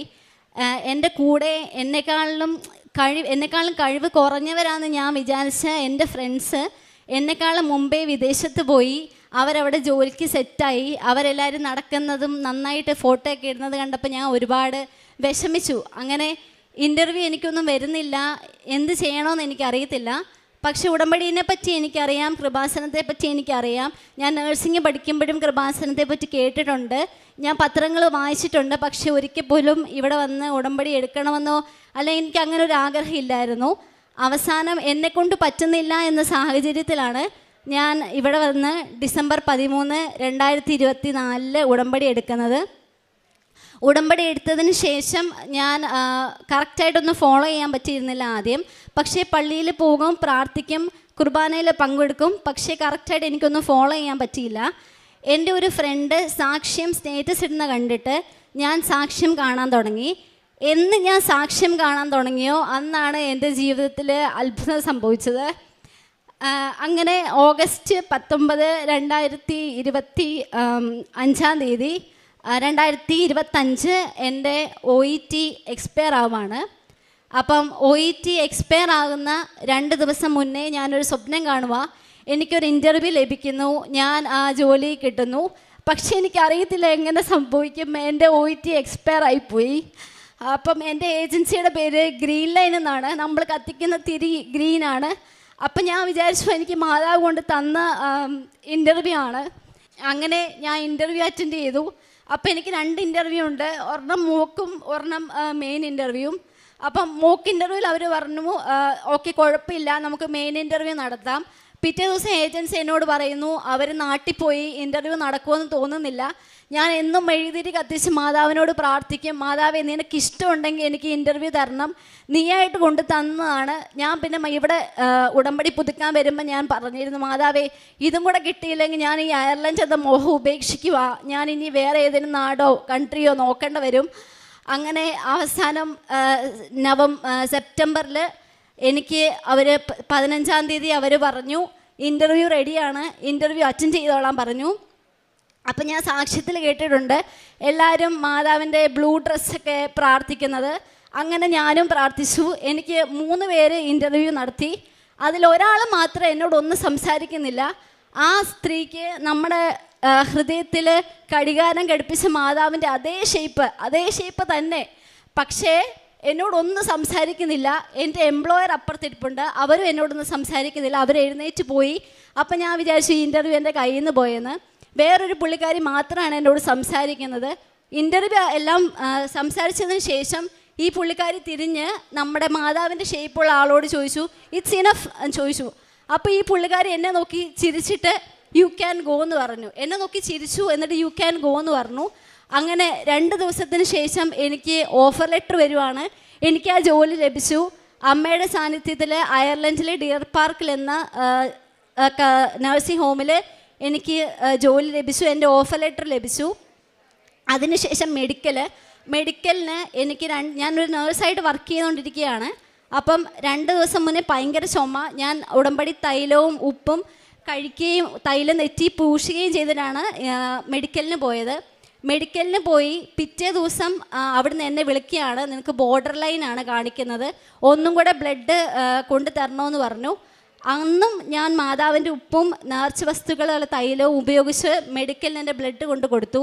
എന്നിട്ട് ഞാൻ മാതാവിനോട് പറഞ്ഞു, മാതാവേ മിഷൻ ഇറർ പറ്റും, പക്ഷേ അമ്മയ്ക്ക് ഇറർ സംഭവിക്കത്തില്ലല്ലോ എന്ന് ഞാൻ പറഞ്ഞ് പ്രാർത്ഥിച്ചു പോയി. അങ്ങനെ 2 ദിവസം കഴിഞ്ഞപ്പോൾ എൻ്റെ മെഡിക്കലിന് റിപ്പോർട്ട് വന്നു. അന്ന് റിപ്പോർട്ട് വരുന്ന അന്ന് ഇവിടെ നമ്മുടെ അച്ഛൻ്റെ ചൊവ്വാഴ്ചത്തെ ധ്യാനം ഞാൻ കൂടി. അന്ന് വൈകിട്ട് 6:30-ക്കാണ് എൻ്റെ റിപ്പോർട്ട് വന്നത്. എനിക്ക് ഫിറ്റ് അടിച്ച് കിട്ടി. അങ്ങനെ ഞാൻ വിസയ്ക്ക് വെക്കാൻ വേണ്ടി പോവാണ്. വിസയ്ക്ക് വെക്കുന്നതിന് 19-ാം തീയതി എൻ്റെ തിരുഹൃദയ ദേവാലയത്തിൽ ഈശോയുടെ പെരുന്നാളാണ്. ഈശോയുടെ പെരുന്നാളിന് തിരുമണിക്കൂർ ആരാധനയിൽ ഞാൻ പ്രാർത്ഥിച്ചു, മാതാവേ നീ ഉദ്ദേശിച്ചൊരു ദിവസം തന്നെ എനിക്ക് തരണേന്ന് ഞാൻ പ്രാർത്ഥിച്ചു. അങ്ങനെ ഏജൻസി 23 ബുധനാഴ്ച ഡേറ്റ് എടുക്കാമെന്ന് പറഞ്ഞു. പക്ഷേ എൻ്റെ ആഗ്രഹം മൊത്തം ചൊവ്വാഴ്ച എനിക്ക് കിട്ടണം. എൻ്റെ അക്കൗണ്ടിൽ നിന്ന് പൈസ പേയ്മെൻറ്റ് ചെയ്യാൻ വേണ്ടി നോക്കുന്നുണ്ട്, പക്ഷേ ഒന്നും നടക്കുന്നില്ല. അവസാനം ഞാൻ പറഞ്ഞു, മാതാവേ നിനക്ക് എന്താണോ ഇഷ്ടം അത് തന്നെ എനിക്ക് തരണം. അന്ന് വൈകുന്നേരം എൻ്റെ മെഡിക്കൽ വന്ന വൈകുന്നേരം എൻ്റെ ഏജൻസി എന്നെ വിളിച്ചിട്ട് പറയുകയാണ്, ചൊവ്വാഴ്ച ഉച്ചയ്ക്ക് 2 മണിക്ക് നിനക്ക് VFS സ്ലോട്ട് കിട്ടിയിട്ടുണ്ട്, നിനക്ക് വന്ന് അറ്റൻഡ് ചെയ്യാമെന്ന് പറഞ്ഞു. അങ്ങനെ ഞാൻ പാസ്പോർട്ട് വെച്ചു, പാസ്പോർട്ട് കൊടുത്തു. ഡിസംബർ 15-ാം തീയതി എൻ്റെ വിസ വന്നു. നാളെ കഴിഞ്ഞ് ജാനുവരി 16-ാം തീയതി ഞാൻ അയർലൻഡിന് പോവുകയാണ്. അമ്മയുടെ ദിവസമായി 17-ാം തീയതിയാണ് ഞാൻ അയർലൻഡിൽ കാലുകുത്തുന്നത്. എനിക്കവിടെ എക്സാം ഉണ്ട്. അതിൽ മാതാവിനെ കൈവിടത്തില്ലെന്നുള്ള വിശ്വാസത്തോടു കൂടിയാണ് ഞാൻ നടക്കുന്നത്. പിന്നെ പ്രേക്ഷിത പ്രവർത്തനമായിട്ട് ഞാൻ പത്രം കൊടുക്കാറുണ്ട്, പിന്നെ രോഗികളെ സഹായിക്കാറുണ്ട്. ആരെന്നോട് വന്ന് പൈസ ചോദിച്ചാലും എന്നെക്കൊണ്ട് പറ്റുന്ന സാഹചര്യത്തിൽ അവർക്ക് ഞാൻ പൈസ കൊടുക്കും. ഞാൻ അടുത്തൊരു ആൻറ്റീനെ നോക്കാൻ പോവാറുണ്ട്. ആൻറ്റിക്ക് രോഗിലേപനം ശുശ്രൂഷകളെല്ലാം ചെയ്തു കൊടുക്കാറുണ്ട്. ആത്മീയ ജീവിതത്തിൽ വന്ന ഉയർച്ചയെന്ന് പറയുന്നത് 2 ആഴ്ച കൂടുമ്പോൾ ഞാനിപ്പോൾ കുമ്പസാരിക്കും, കുർബാനയിൽ നന്നായിട്ട് പങ്കെടുക്കും. ചില ദിവസം കുർബാനയൊക്കെ കൂടുമ്പോൾ എൻ്റെ കണ്ണിൽ നിന്ന് വെള്ളം വരും. ദൈവം തന്ന അനുഗ്രഹത്തിന് മാതാവിന് ഞാൻ ഇന്ന് ഒരുപാട് നന്ദി പറയുന്നു. ഇത്രയും അനുഗ്രഹങ്ങൾ തന്ന എൻ്റെ അമ്മയ്ക്കും എൻ്റെ ഈശോയ്ക്കും ഒരുപാട് നന്ദി. എന്നും ഈ ഉടമ്പടിയിൽ തന്നെ ജീവിക്കാനാണ് ഞാനൊന്ന് ആഗ്രഹിക്കുന്നത്. ഒരിക്കലും അമ്മയുടെ സന്നിധിയിൽ നിന്ന് ഞാൻ വിട്ടുപോകത്തില്ലെന്ന് ഞാൻ അമ്മയോട് വാഗ്ദാനം ലഭിച്ച അവസരത്തിന് ഞാൻ എൻ്റെ അമ്മയോടും തിരുക്കുമാരനോടും 1000 കോടി നന്ദി പറയുന്നു. ആദ്യമേ പറയട്ടെ, ഞാൻ സാക്ഷ്യം പറയാൻ ഒരുപാട് വൈകിപ്പോയി. അതിന് ഞാൻ അമ്മയോട് തിരുക്കുമാരനോടും ക്ഷമ ചോദിക്കുകയാണ്. എൻ്റെ പേര് ഡോക്ടർ നിഷ. ഞാൻ വരുന്നത് തിരുവനന്തപുരം ജില്ലയിൽ നിന്നാണ്. ഞാനൊരു അക്രൈസ്തവ ഫാമിലിയിലെ ആളാണ്. ഞാൻ കൃപാസനത്തെ പറ്റി അറിയാൻ ഇടയായത് എൻ്റെ കൂട്ടുകാരികൾ ഷെയർ ചെയ്ത അവരുടെ ഉടമ്പടി സാക്ഷ്യങ്ങളിൽ നിന്നാണ്. അപ്പോൾ എനിക്കറിയില്ലായിരുന്നു എന്താണ്, അതായത് ഞാനൊരു അക്രൈസ്തവയാണ്, അപ്പോൾ എനിക്കിതിൻ്റെ ബാക്കി കാര്യങ്ങളൊന്നും അറിയില്ലായിരുന്നു. എന്നാലും എനിക്കിതിനെപ്പറ്റി കൂടുതൽ അറിയണമെന്ന് ആഗ്രഹമുള്ളതുകൊണ്ട് ഞാൻ അവരെയൊക്കെ വിളിച്ച് ചോദിച്ചു, എന്താണ് ഇത്, എനിക്ക് മനസ്സിലാക്കി തരുമെന്ന് ചോദിച്ചു. അപ്പോൾ അവരെനിക്ക് കാര്യം പറഞ്ഞു തന്നു. എന്നിട്ട് ഞാൻ ഉടമ്പടി എടുത്തില്ല. എനിക്കറിയില്ല ഉടമ്പടി എന്താണെന്നും അപ്പോൾ അറിയില്ലായിരുന്നു. 2023 ഡിസംബറിലാണ് ഞാൻ എൻ്റെ PhD പഠനം കംപ്ലീറ്റ് ആക്കിയത്. അതിനുശേഷം ഏകദേശം 10 മാസത്തോളം ജോലിയൊന്നും ഇല്ലാണ്ട് ഞാൻ വീട്ടിലായിരുന്നു. അപ്പോഴും ഞാൻ എൻ്റെ മെറിറ്റിലാണ് എനിക്കിതെല്ലാം കിട്ടിയത്. അപ്പം നമ്മുടെ മനസ്സിൽ അങ്ങനെ ഒരു ഇതുണ്ട്, പഠിക്കാൻ കഴിവുണ്ടല്ലോ, പഠിച്ച് നേടിയതാണല്ലോ എന്നുള്ളൊരു ഭാവം മനസ്സിലുണ്ടായിരുന്നു. അതെല്ലാം കഴിഞ്ഞ് ഞാൻ 10 മാസത്തോളം ജോലി ഇല്ലാണ്ട് വീട്ടിലിരിക്കുന്ന സാഹചര്യത്തിൽ ഒക്ടോബർ 13, 2024 ഞാൻ ആദ്യമായിട്ട് മാതാവിൻ്റെ നടയിൽ വന്ന് ഞാനും എൻ്റെ ഭർത്താവും 2 കുട്ടികളായിട്ട് വന്ന് ഉടമ്പടി എടുക്കുന്നത്. അന്ന് ഉടമ്പടിയുടെ ആ സീരിയസ്നെസ്സൊന്നും എനിക്കറിയില്ല. എന്നും പ്രാർത്ഥിക്കും. രാവിലെ അച്ഛൻ്റെ ഡെയിലി ബ്രെഡ് ഞാൻ മുടങ്ങാതെ ഞാൻ ചെയ്യുന്ന ആളായിരുന്നു. വൈകുന്നേരത്തെ എനിക്ക് എത്താൻ പറ്റുന്ന സമയങ്ങളിലെല്ലാം ഞാൻ വൈകുന്നേരത്തെ പ്രാർത്ഥനയും കൂടുമായിരുന്നു. അല്ലാണ്ട് ഇവിടുന്ന് തന്ന പത്രം അതിൻ്റെ സീരിയസ്നെസ് എനിക്ക് അറിയില്ലായിരുന്നു. എങ്ങനെ കൊടുക്കണം, അത് കൊടുക്കണമോ അതോ അന്ന് എനിക്കൊരു മടിയും ഉണ്ടായിരുന്നു. അങ്ങനെ അച്ഛൻ്റെ സാക്ഷ്യങ്ങൾ, എൻ്റെ കൂട്ടുകാരികൾ ഷെയർ ചെയ്യുന്ന സാക്ഷ്യങ്ങളാണ് ഞാൻ കാണാൻ ഇടയായത്. ശരിക്കും പറഞ്ഞാൽ സാക്ഷ്യങ്ങളാണ് എൻ്റെ ജീവിതത്തെ മാറ്റിമറിച്ചത്. ഓരോ സാക്ഷ്യങ്ങൾ കേൾക്കുമ്പോഴും ഞാൻ ഇതൊന്നും ചെയ്യുന്നില്ലല്ലോ, ഞാനൊന്നും ഈശോയ്ക്ക് വേണ്ടി ചെയ്യുന്നില്ല എന്നുള്ളൊരു തോന്നൽ എൻ്റെ മനസ്സിലുണ്ടായി. അങ്ങനെ ഞാനും സാക്ഷ്യങ്ങൾ കേൾക്കാനും അത് എൻ്റെ യൂട്യൂബിലും ഫേസ്ബുക്കിലൂടെ ഞാൻ ഷെയർ ചെയ്യാനും അതുവഴി ഒരുപാട് കൂട്ടുകാർ ഇത് എന്താണ്, നീ ക്രിസ്ത്യനായോ എന്നൊക്കെ ഒരുപാട് പേര് എന്നെ കളിയാക്കി ചോദിച്ചു. പക്ഷെ അതിനൊന്നും ഞാൻ മറുപടി കൊടുത്തില്ല. എന്നെ രക്ഷിക്കുന്നവനാണ് എൻ്റെ ദൈവം എന്ന് വിശ്വസിച്ച് ഞാൻ അതിലൂടെ തന്നെ മുന്നോട്ട് പോയി. അങ്ങനെ 13/10/2024 ഞാൻ ഉടമ്പടി എടുത്തു. അതുവരെ എനിക്ക് ജോലിയൊന്നും ആയിട്ടില്ല. നവംബർ 1, 2024 ഞാൻ പഠിച്ച കോളേജിൽ തന്നെ അധ്യാപികയായിട്ട് MBAയുടെ അധ്യാപികയായിട്ട് ഞാൻ ജോയിൻ ചെയ്തു. 1 മാസം പോലും എനിക്ക് മാതാവ് എന്നെ വെയിറ്റ് ചെയ്യിപ്പിച്ചില്ല. എനിക്ക് എത്രയും വേഗം മാതാവ് ജോലി തന്ന് അനുഗ്രഹിച്ചു. പക്ഷേ ജോലിക്കായിട്ട് ഇൻ്റർവ്യൂവിന് പോകുന്ന സമയത്ത് ഞാൻ ഒരുപാട് പ്രതികൂല സാഹചര്യങ്ങൾ കടക്കേണ്ടി വന്നു. ഞാൻ 2 വീലറിലാണ് പോയത്. അപ്പോൾ പോകുന്ന വഴിക്ക് എൻ്റെ ബാഗ്, എൻ്റെ തീസിസ് ഒക്കെ എൻ്റെ കയ്യിലുണ്ട്. പ്രത്യക്ഷീകരണ പ്രാർത്ഥന ചൊല്ലിക്കൊണ്ടാണ് ഞാൻ വണ്ടി ഓടിക്കുന്നത്. അപ്പോൾ വണ്ടി ഓടിച്ച് പകുതി ഏകദേശം കോളേജിന് കുറച്ച് ബാക്കിലോട്ടായ സമയത്ത് വണ്ടി എൻജിൻ കംപ്ലൈൻ്റ് ആയിട്ട് വഴിയിലായി.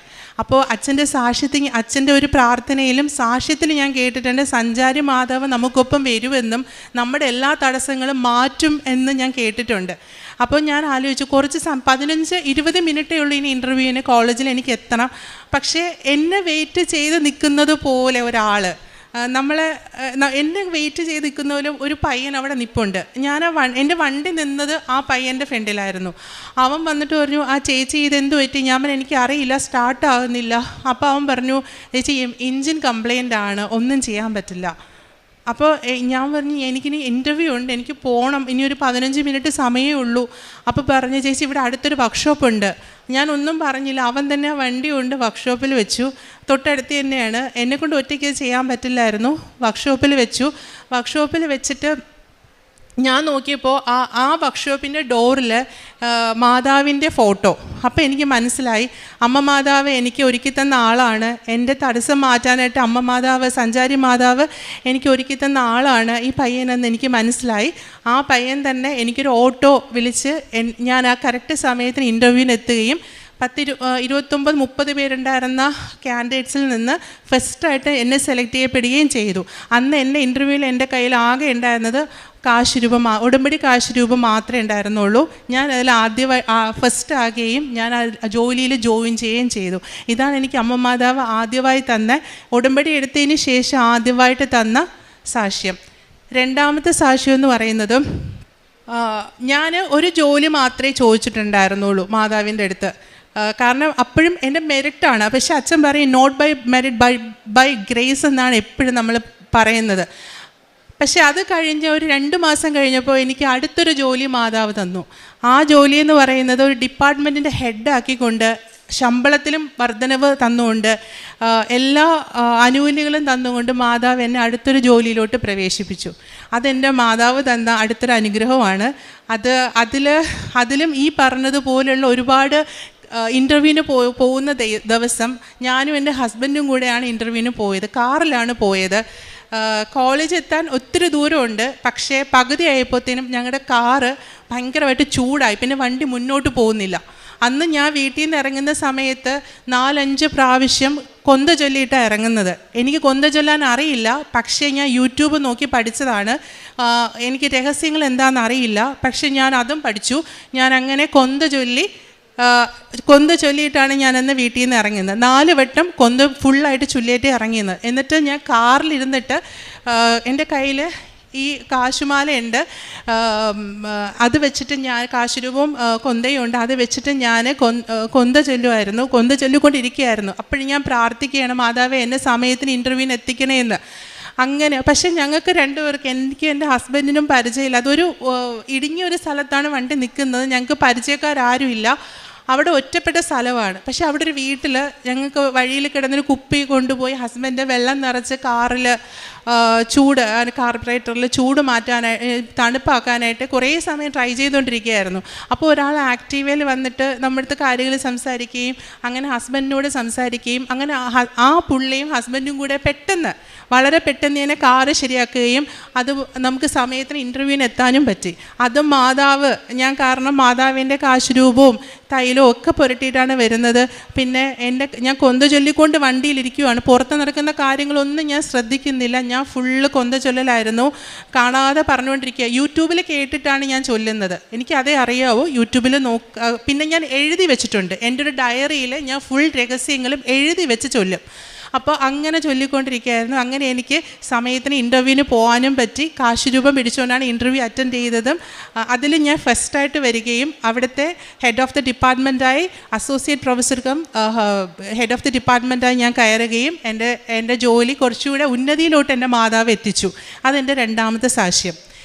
മൂന്നാമത്തെ സാക്ഷ്യം എന്ന് പറയുന്നത്, ഞാൻ 2018 മുതലേ UK നോക്കുന്ന ഒരാളായിരുന്നു. അപ്പം PhDക്ക് അപ്പം ഞാൻ ജോയിൻ ചെയ്തില്ല. പക്ഷേ എനിക്ക് ഒത്തിരി ഏജൻസിയെ ഞാൻ കോണ്ടാക്ട് ചെയ്തിട്ടും എനിക്ക് കിട്ടുന്നില്ല. അന്ന് ഫാമിലിയായിട്ട് പോകാനൊക്കെ നോക്കി, പക്ഷേ പിന്നെ ഇപ്പോൾ റൂളൊക്കെ ചേഞ്ച് ആയിട്ട് എനിക്ക് ഫാമിലിയെ കൊണ്ടുപോകാൻ പറ്റാത്ത സാഹചര്യമായപ്പോൾ ഞാൻ ആദ്യത്തെ ഉടമ്പടിയിൽ വെച്ചിട്ടുണ്ടായിരുന്നു, നടന്നില്ല.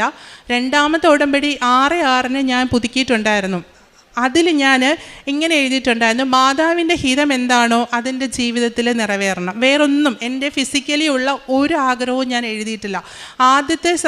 എഴുതിയത് എൻ്റെ ആദ്യത്തെ നിയോഗം എഴുതിയത് എൻ്റെ കുടുംബത്തിന് വേണ്ടി, എൻ്റെ അച്ഛൻ, എൻ്റെ മക്കൾ, എൻ്റെ ഭർത്താവ്, അവർക്ക് വേണ്ടിയിട്ടായിരുന്നു ആദ്യത്തെ നിയോഗം. ബാക്കി 5 നിയോഗവും ഞാൻ എഴുതിയത് മാതാവിൻ്റെ ആഗ്രഹം എന്താണോ, മാതാവിൻ്റെ ഹിതമനുസരിച്ച് എൻ്റെ ജീവിതം മുന്നോട്ട് പോകണം എന്ന് മാത്രമേ ഞാൻ എഴുതിയുള്ളൂ. ഒന്നും ഞാൻ അതിനകത്ത് ചോദിച്ചില്ല. പക്ഷേ മാതാവിനോട് ചോദിക്കാതെ തന്നെ മാതാവ് എനിക്ക് തന്നു. 6/6/2025 ഞാൻ രണ്ടാമത് എൻ്റെ ഉടമ്പടി പുതുക്കിയത്. അതിനുശേഷം ഒക്ടോബർ 3 ഞാൻ UK പോയി. അതിനുശേഷം ഞാൻ അതിനുശേഷം ഇവിടെ എനിക്ക് വിസ വന്ന സമയത്ത് പോകുന്നതിന് 2 ദിവസം മുന്നേ ഞാനും എൻ്റെ ഹസ്ബൻഡും കൂടെ ഇവിടെ വന്നു, മാതാവിനെ കണ്ടു. പക്ഷേ എനിക്ക് സാക്ഷ്യം പറയാൻ പറ്റാണ്ടാണ് ഞാൻ പോയത്. അതെനിക്ക് മനസ്സിന് ഭയങ്കര ഒരു ഭാരമായിരുന്നു. അതിനുശേഷം ഇപ്പോൾ എനിക്ക് വിൻ്റർ ബ്രേക്കാണ്, ഞാൻ അവിടെ പഠിക്കാനാണ് പോയത്. ഞാൻ അവിടെ സ്പെഷ്യൽ സ്റ്റുഡൻസിൻ്റെ ഒരു പഠനമാണ് ചെയ്യുന്നത്. ഓട്ടിസം, ADHD ഒക്കെ വന്ന കുട്ടികളെ പറ്റിയുള്ളൊരു പഠനമാണ് ചെയ്യുന്നത്. അപ്പോൾ അതിന് ഇപ്പം വിൻ്റർ ബ്രേക്ക് ആയതുകൊണ്ട് ഞാനിപ്പോൾ നാട്ടിൽ വന്നു.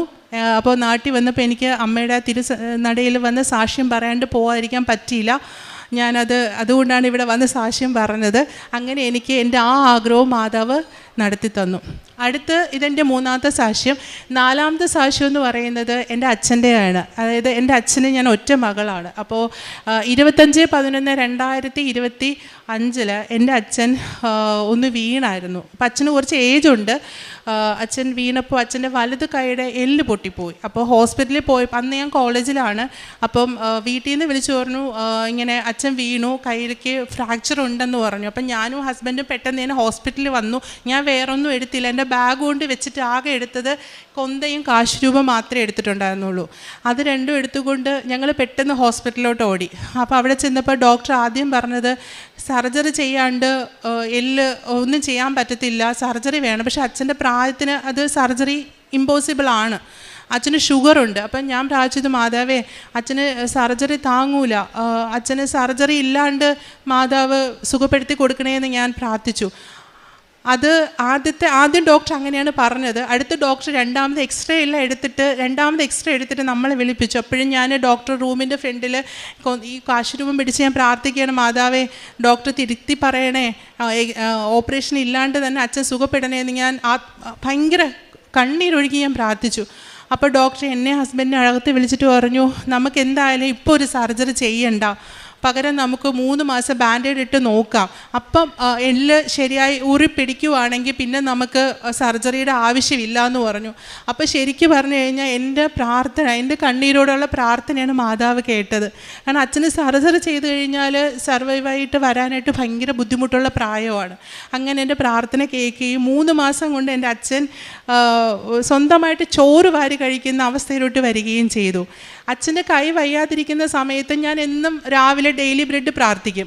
ഡെയിലി ബ്രെഡ് അച്ഛൻ്റെ എക്സ്റേ എല്ലാം ബുക്കിനകത്ത് വെച്ചിട്ട് ഞാൻ പ്രാർത്ഥിക്കും. അങ്ങനെ പ്രാർത്ഥിച്ചുകൊണ്ടിരുന്നപ്പോൾ ഒരു ദിവസം ഞാൻ എന്താണോ തലേ ദിവസം വചനം വായിച്ചത് ആ വചനം തന്നെയാണ് ജോസഫ് അച്ഛൻ പിറ്റേന്നത്തെ പ്രാർത്ഥനയിലും പറഞ്ഞത്. അപ്പോൾ ഞാൻ എന്നിട്ട് അന്ന് എഴുതി, മാതാവേ ആരുടെ അങ്ങനെ അച്ഛനൊരാൾ സഹായം ഇല്ലാണ്ട് എഴുതിക്കാൻ പറ്റില്ല. അപ്പോൾ ആരുടെ സഹായം ഇല്ലാണ്ട് അച്ഛനെ ഒന്ന് എഴുന്നേക്കാൻ പറ്റണേ എന്ന് മാത്രമേ ഞാൻ പ്രാർത്ഥിച്ചുള്ളൂ. ഞാൻ പ്രാർത്ഥിച്ചുകൊണ്ടിരിക്കുകയായിരുന്നു. അച്ഛൻ ആരുടെ സഹായം ഇല്ലാതെ എഴുന്നേക്കാൻ പറ്റില്ല. പക്ഷേ ഞാൻ പ്രാർത്ഥിച്ചുകൊണ്ട് തിരിഞ്ഞു നോക്കിയപ്പോൾ എൻ്റെ പുറകെ വന്ന് അച്ഛൻ നിൽക്കുക. ഞാൻ പ്രാർത്ഥിച്ച ഇത്രയേ ഉള്ളൂ, ആരുടെ സഹായം ഇല്ലാതെ എഴുന്നേക്കാൻ പറ്റണേ എന്ന്. അപ്പോൾ അച്ഛൻ വന്ന് നിൽക്കുക. അപ്പോൾ ഞാൻ ചോദിച്ചു, അച്ഛൻ എങ്ങനെ എഴുന്നേറ്റ് വന്നോന്ന് ചോദിച്ചാൽ അച്ഛൻ എന്നെ അറിയില്ല. അതെൻ്റെ അടുത്തൊരു സാക്ഷ്യം. ഞാൻ അച്ഛൻ്റെ കയ്യിൽ തൈലം പുരട്ടി എല്ലാ ദിവസവും ഞാൻ കുരിശ് വരയ്ക്കുമായിരുന്നു. അച്ഛൻ്റെ കയ്യിൽ തൈലം പുരട്ടി നെറ്റിയിലും കയ്യിലും കാലിലും ഒക്കെ കുരിശ് വരച്ചു കൊടുക്കുമായിരുന്നു. തേന് കൊടുക്കുമായിരുന്നു അച്ഛന്. അങ്ങനെയൊക്കെ പിന്നെ അച്ഛനെ കൊന്ത വെച്ച് പ്രാർത്ഥിക്കുമായിരുന്നു. അച്ഛൻ കിടക്കുന്ന റൂമിൽ ഞാൻ മാതാവിൻ്റെ ഒരു ഫോട്ടോ വെച്ചിട്ടുണ്ട്. അങ്ങനെയൊക്കെ പിന്നെ ബൈബിൾ അച്ഛൻ്റെ അടുത്തിരുന്ന് ഞാൻ വായിക്കും. ബൈബിൾ വായിക്കാനല്ല, പക്ഷേ ഞാൻ ബൈബിൾ എൻ്റെ പുതിയ നിയമം മാത്രമേ ഉള്ളൂ, പക്ഷേ അത് ഞാൻ വായിക്കുമായിരുന്നു. അങ്ങനെയുള്ള പല പ്രേക്ഷിത പ്രവർത്തനങ്ങൾ എൻ്റെ അച്ഛൻ്റെ ഒരു സുഖപ്രാപ്തിക്കായിട്ട് ഞാൻ ചെയ്തിട്ടുണ്ട്. അപ്പോൾ ഇത്രയുമാണ് എനിക്ക് എൻ്റെ അമ്മ മാതാവ് നേടിത്തന്ന അനുഭവങ്ങൾ എൻ്റെ ജീവിതത്തിൽ. പിന്നെ അതുപോലെ ഞാൻ ചെയ്യുന്ന പ്രേക്ഷിത പ്രവർത്തനങ്ങളെന്ന് പറഞ്ഞാൽ ഞാനും എൻ്റെ ഹസ്ബൻഡും എല്ലാ ശനിയാഴ്ചകളിലും medical college, general hospital, RCC അതുപോലുള്ള ഹോസ്പിറ്റലുകളിലെല്ലാം ശ്രീ ചിത്ര അവിടെയൊക്കെ ഞങ്ങൾ പോയിട്ട് ഉച്ച സമയത്ത് ചോറ് പൊതി കൊടുക്കുമായിരുന്നു. ചോറ് പൊതികൾ കൊടുക്കുമായിരുന്നു. പിന്നെ അതുപോലെ പത്രം എല്ലാവർക്കും എത്തിക്കുമായിരുന്നു. പിന്നെ എൻ്റെ കൂട്ടുകാരികൾ, എൻ്റെ നാട്ടുകാർ, ഞാൻ പറഞ്ഞാൽ വിശ്വസിക്കുന്ന ആൾക്കാർ, അവരുടെ അടുത്തെല്ലാം എനിക്ക് കിട്ടിയ അനുഭവങ്ങൾ മാതാവിനെ പറ്റിയിട്ടും എനിക്ക് ഒരുപാട് കാര്യങ്ങളൊന്നും അറിയില്ല, പക്ഷേ ഞാൻ അവരിൽ നിന്നൊക്കെ ഒത്തിരി പഠിക്കുകയും ചെയ്തു. എനിക്ക് കഴിവുള്ള കാര്യങ്ങൾ അവരിലോട്ട് പറഞ്ഞു കൊടുക്കുകയും ഒരു വിശ്വാസം ഊട്ടി ഉറപ്പിക്കാൻ എനിക്ക് കഴിയുകയും ചെയ്തു. പിന്നെ എൻ്റെ എല്ലാ ദിവസവും ഡെയിലി ബ്രെഡ് ഞാൻ മുടക്കാറില്ല. എല്ലാ ദിവസവും അച്ഛൻ പറയുന്ന വചനങ്ങൾ ഞാനൊരു ഡയറിയിൽ എഴുതി വെക്കും. എല്ലാ ദിവസവും ഡേറ്റ് ഇട്ട് എഴുതി വെക്കും. എനിക്ക് വചനം പഠിക്കാൻ ഭയങ്കര ഇഷ്ടമാണ്. അതിൽ ഞാൻ തന്നെ ഒരു വചന ബോക്സ് ഞാൻ തന്നെയാണ് ഉണ്ടാക്കിയത്. കളർ പേപ്പർ വാങ്ങി കട്ട് ചെയ്തിട്ട് ഓരോ വചനങ്ങൾ അച്ഛൻ പറഞ്ഞ ഓരോ ദിവസങ്ങൾ പറഞ്ഞ വചനങ്ങൾ ഞാൻ എഴുതി കുഞ്ഞായി എഴുതി ഞാൻ തന്നെ ഒരു ബോക്സാക്കി വെച്ചിട്ടുണ്ട്. അപ്പോൾ ഇതൊക്കെയാണ് ഞാൻ എൻ്റെ പ്രേക്ഷിത പ്രവർത്തനങ്ങളായിട്ട് ചെയ്തത്. അമ്മ മാതാവും തിരുക്കുമാരനും എനിക്കും എൻ്റെ കുടുംബത്തിനും എന്നെ അമ്മയുടെ എപ്പോഴും ഞാൻ എഴുതാറുള്ളൊരു കാര്യമാണ്, അമ്മയുടെ പ്രത്യക്ഷീകരണത്തിൻ്റെ സാക്ഷിയാക്കി എന്നെ മാറ്റണമേ. എൻ്റെ എല്ലാ ബുക്കിലും അതാണ്. എൻ്റെ എല്ലാ ബുക്കിലും ഞാൻ എഴുതുന്ന ഒരു സെൻറ്റൻസ് അതാണ്, അമ്മയുടെ പ്രത്യക്ഷീകരണത്തിൻ്റെ സാക്ഷിയാക്കി എന്നെ എൻ്റെ കുടുംബത്തെയും മാറ്റണമേ എന്ന്. അത് എനിക്ക് അമ്മ മാതാവ് സാധിച്ചു തന്നു. ഇനി എനിക്ക് എൻ്റെ അമ്മ മാതാവിൻ്റെ തണലിൽ ജീവിക്കാനും എൻ്റെ മരണം വരെ അതിൽ കഴിയാനുമാണ് എൻ്റെ ആഗ്രഹം. അതെൻ്റെ അമ്മ മാതാവിനെ ഞാൻ വാക്ക് കൊടുക്കുന്നു. ആദ്യമായി തന്നെ മാതാവിൻ്റെ മുൻപിലും ഈശോൻ്റെ മുമ്പിലും ഈ അൾത്താരയിൽ നിന്ന് എനിക്ക് സാക്ഷ്യം പറയാൻ അനുഗ്രഹം നൽകിയതിനും മാതാവിനും ഈശോയ്ക്ക് ഒരുപാട് നന്ദി പറയുന്നു. എൻ്റെ പേര് അബിത. ഇത് എൻ്റെ അപ്പ, അമ്മ. ഞങ്ങൾ വരുന്നത് സെൻറ്റ് സെബാസ്റ്റ്യൻ ചർച്ച് മേരിഗിരി അങ്കമാലിയിൽ നിന്നാണ്. ഞാനിവിടെ ആദ്യമായി വരുന്നത് 2023 ജൂൺ 15-ാം തീയതിയാണ് ഞാൻ ആദ്യമായി ഉടമ്പടി എടുക്കാൻ വരുന്നത്. ഞാൻ ഉടമ്പടി എടുക്കാനുള്ള കാരണം, ഞാൻ 2021 +1 +2 പാസ് ഔട്ടായതാണ്. അത് കഴിഞ്ഞ് എൻ്റെ ഏറ്റവും വലിയ ഡ്രീമായിരുന്നു എനിക്ക് ന്യൂസിലൻഡ് പോകണം എന്നുള്ളത്. അതും ഞാൻ 6th-ഓ 7th-ഓ എന്തോ പഠിക്കുമ്പോൾ മുതലുള്ള എൻ്റെ ഡ്രീമായിരുന്നു. കാരണം എൻ്റെ കസിൻസ് അവിടെയുണ്ട്.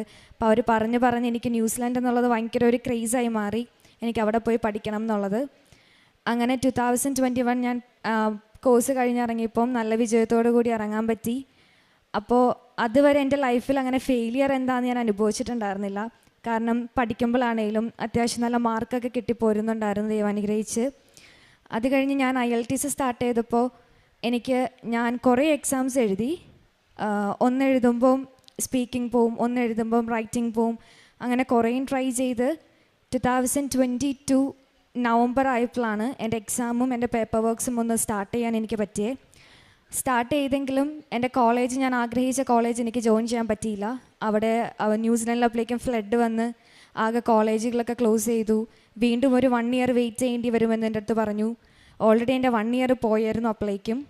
അത് കാരണം ഞാൻ കോളേജ് ചേഞ്ച് ചെയ്തു. അങ്ങനെ കോളേജൊക്കെ ചേഞ്ച് ചെയ്ത് വീണ്ടും ഫോർമാലിറ്റീസ് ഒന്നേന്നെ സ്റ്റാർട്ട് ചെയ്തു. ലോണിൻ്റെ പേപ്പേഴ്സൊക്കെ സ്റ്റാർട്ട് ചെയ്തു. അതൊക്കെ നല്ല സ്മൂത്തായിട്ട് ആ സമയത്ത് റൺ ചെയ്തു. എല്ലാം നല്ല പെട്ടെന്ന് ലോണിൻ്റെ കാര്യങ്ങളൊക്കെ എല്ലാം ഓക്കെ ആയി. ആ കോളേജ് മാറിയെങ്കിലും എനിക്ക് കുറേ ഫണ്ടിൻ്റെ ഇഷ്യൂസ് ഉണ്ടായിരുന്നു. പെട്ടെന്ന് കുറേയും ഹ്യൂജ് എമൗണ്ട് വീണ്ടും കാണിക്കേണ്ടി വന്നു. പക്ഷേ എങ്കിലും ദൈവം അനുഗ്രഹിച്ച കസിൻസും അമ്മയുടെ കസിൻസും അപ്പയുടെ കസിൻസും എല്ലാവരും കൂടിയൊക്കെ ഉള്ളതുകൊണ്ട് അതങ്ങ് ക്ലിയറായി പോയി. അത് കഴിഞ്ഞ് എനിക്ക് എൻ്റെ ബർത്ത്ഡേ ജൂൺ 21 അപ്പോൾ 2023 ജൂൺ 20 ഞാൻ പഠിച്ച സ്കൂളിലിരുന്നപ്പോൾ എനിക്കൊരു മെയിൽ, അവിടെയാണെങ്കിൽ റേഞ്ചും കൂടി ഇല്ല. ഞാൻ പ്ലാന്റേഷനിലാണ് +1 +2 പഠിച്ച, കാലടി പ്ലാന്റേഷൻ. അവിടെ ഇരുന്നപ്പോഴാണ് എനിക്കെൻ്റെ വിസ വരുന്നത്. അപ്പോൾ ഞാൻ ഭയങ്കര ഹാപ്പിയായിരുന്നു, വിസ വന്നല്ലോ ഇത്രയും കഷ്ടപ്പെട്ടിട്ടെന്ന് ഓർത്ത്. അങ്ങനെ വിസ വന്നു. ബാക്കി ഫോർമാലിറ്റീസ്, എനിക്ക് ലിവിങ് എക്സ്പെൻസ് അടയ്ക്കണമായിരുന്നു അവിടേക്ക്. ലിവിങ് എക്സ്പെൻസ് അടയ്ക്കാൻ വേണ്ടി അവിടേക്ക് ബാങ്ക് അക്കൗണ്ടിൻ്റെ ഫോർമാലിറ്റീസൊക്കെ ചെയ്ത സമയത്ത് എനിക്ക് ബാങ്ക് അക്കൗണ്ട് ഓപ്പണായി കിട്ടിയില്ല ഫസ്റ്റ്. വീണ്ടും ഇമിഗ്രേഷനിൽ വിളിച്ച് എനിക്ക് 2 ആഴ്ച എക്സ്റ്റെൻഡ് ചെയ്ത് കിട്ടി വിസ. പക്ഷേ എന്നിട്ട് പോലും എൻ്റെ ബാങ്ക് അക്കൗണ്ട് അവിടെ ഓപ്പണായി എനിക്ക് കിട്ടിയില്ല. സോ ഇമിഗ്രേഷനിൽ വീണ്ടും റിക്വസ്റ്റ് ചെയ്തപ്പോൾ അവർ പറഞ്ഞു അവർക്ക് ഇനിയും എക്സ്റ്റെൻഡ് ചെയ്യാൻ പറ്റത്തില്ല, സോ അവർ വിസ ക്യാൻസൽ ചെയ്യുവാന്ന് പറഞ്ഞു. ഞാൻ അങ്ങനെ ഒരുപാട് ആഗ്രഹിച്ചത് ക്യാൻസലായി പോയപ്പോൾ ഭയങ്കര ബുദ്ധിമുട്ടായിരുന്നു. അത് കഴിഞ്ഞ് അങ്ങനെ ഇരിക്കുമ്പോഴാണ് കൃപാസനത്തിലേക്ക് ഞങ്ങൾ വരുന്നത്. 2023 ജൂൺ 15 ഞാൻ വന്നതിന് ശേഷം വിസ വന്നത്, പക്ഷെ അത് ക്യാൻസലായിപ്പോയി. എന്നിട്ട് പിന്നെ വീണ്ടും 15 വന്ന് ഉടമ്പടി എടുത്തു. അത് കഴിഞ്ഞ് എനിക്ക് വീണ്ടും കുറേ ദിവസങ്ങൾ കഴിഞ്ഞപ്പോൾ വിസ വന്നു.